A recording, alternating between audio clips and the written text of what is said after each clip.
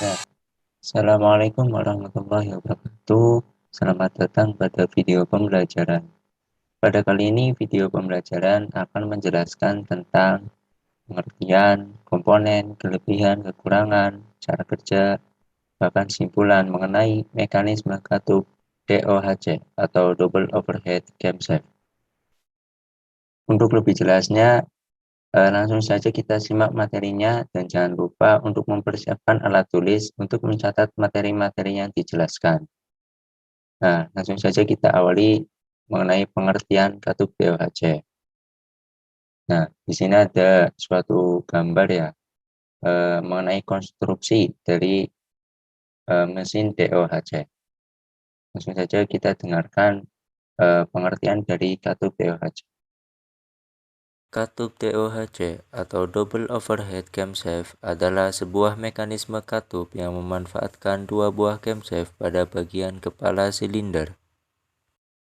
Ya, dari penjelasan tersebut kita ketahui bahwa katup DOHC atau Double Overhead Camshaft merupakan sebuah mekanisme katup yang memanfaatkan dua buah camshaft atau noken as pada bagian kepala silinder. Seperti yang dilihat pada gambar ini ya. Di sini katup DOHC itu memiliki dua buah camshaft.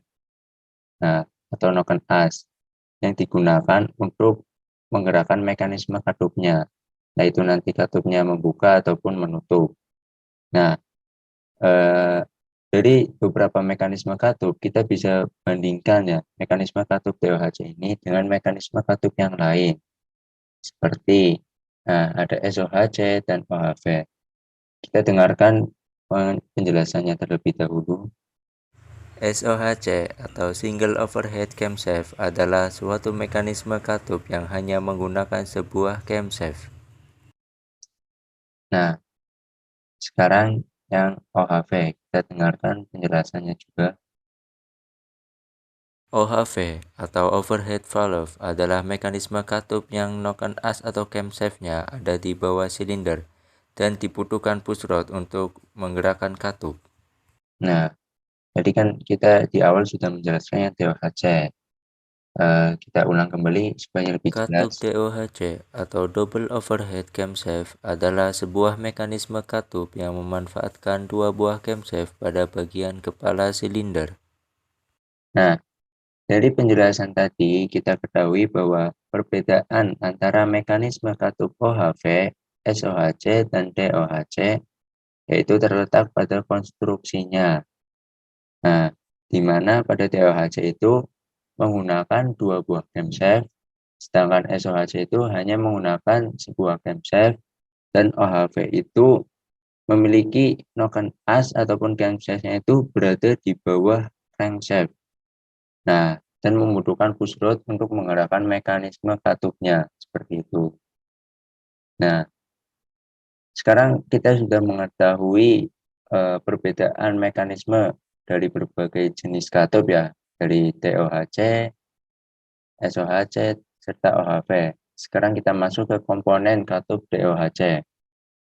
Nah, komponen katup DOHC terdiri dari beberapa bagian komponen utama, yaitu yang pertama ada camshaft, valve lifter, spring, katup atau valve, timing chain, cam gear, dan timing chain gear. Kita bahas satu persatu. Yang pertama ada camshaft. Kita dengarkan dulu penjelasannya. Camshaft atau noken as merupakan komponen yang berperan untuk mengatur, membuka, dan menutupnya valve. Nah, itu camshaft.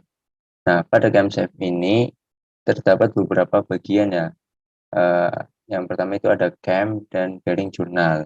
Cam itu yang berfungsi untuk menekan valve lifter, melalui valve lifter menuju spring dan menekan katup.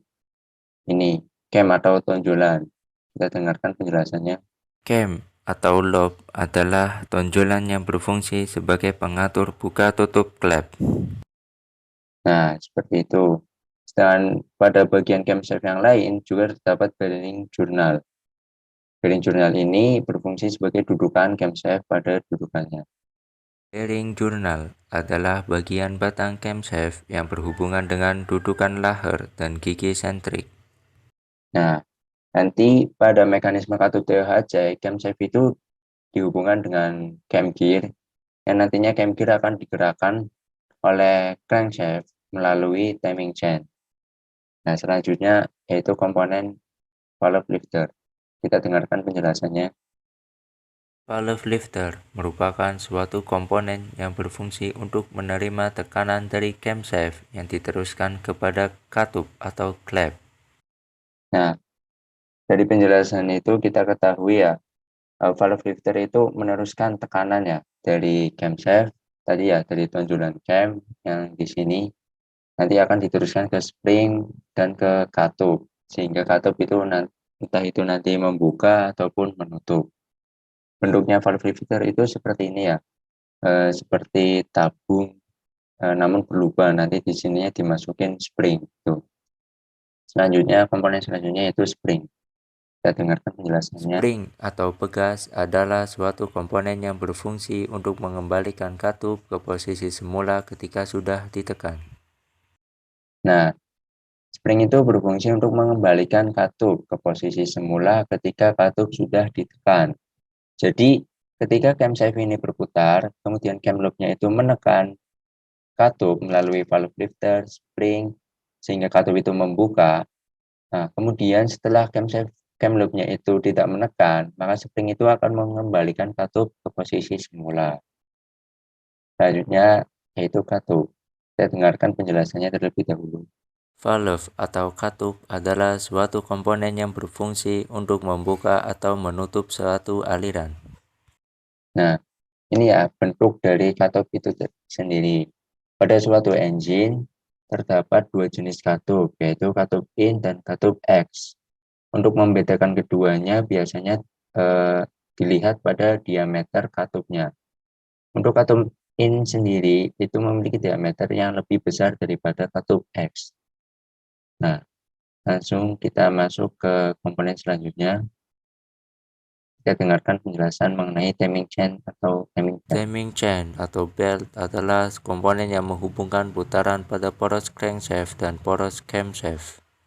Nah, di sini timing chain kita lihat ini ya, yang bentuknya itu rantai. Nah, selain bentuknya rantai atau chain, kita juga sering melihat bentuknya belt atau sabuk seperti ini. Nah, ini berfungsi untuk meneruskan putaran dari suatu poros ke poros yang lain.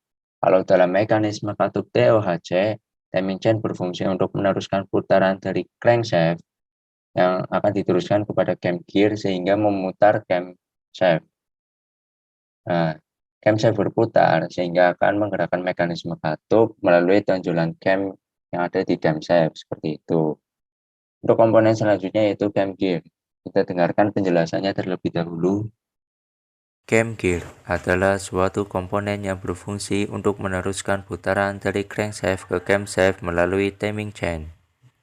Nah, seperti yang dijelaskan tadi, cam gear itu akan meneruskan putaran dari crankshaft kepada camshaft.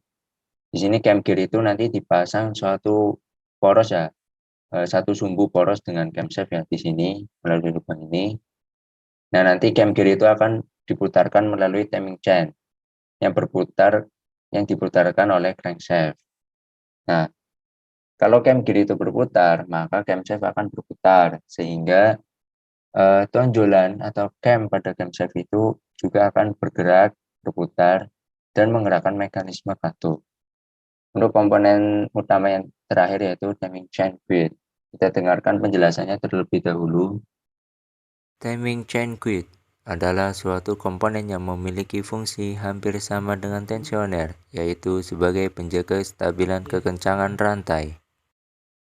Nah, di sini kan pada mekanisme katup ataupun pada engine ya, di dalam engine itu terdapat timing chain yang akan menghubungkan, kalau di sini itu menghubungkan cam gear dengan poros crankshaft ya. Nah, di sini itu timing chain grid itu berfungsi untuk menstabilkan ya, ataupun sebagai penstabil kekencangan dari timing chain. Jika tidak ada timing chain grid, maka nanti bentuk timing chain itu tidak tegang, sehingga menghasilkan putaran dari meneruskan putarannya itu tidak maksimal. Oleh karena itu dibutuhkan suatu komponen yang bernama timing chain.